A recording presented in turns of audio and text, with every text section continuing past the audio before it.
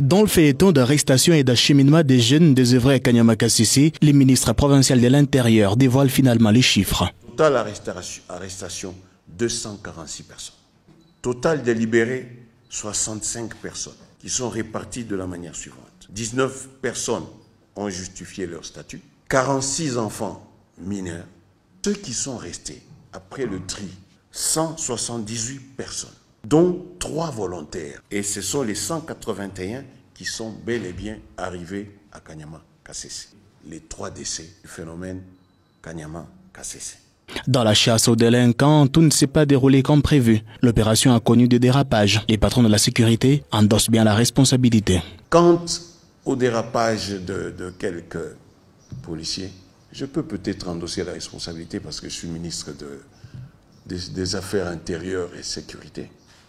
Face aux vidéos qui font les choux gras des réseaux sociaux, pour Daouda Kapenda Okapenda, les faux est fort que les vrais. La police porte les brassards verts. Et à Goma, la police porte les brassards mauves. Et c'est ce qui circule. Je me pose la question. C'est pour quel intérêt qu'on prend les images d'ailleurs pour les amener à Kologie? C'est pour rendre les prêtres sorciers ou alors les innocents criminels? Le plus important pour les gouvernements reste la motivation première de l'opération Zéro délinquant. La République a besoin d'une main-d'œuvre et a besoin des citoyens responsables. Que ce n'était pas une prison, mais plutôt un environnement qui allait leur permettre de changer de statut de chégué au statut de bâtisseur.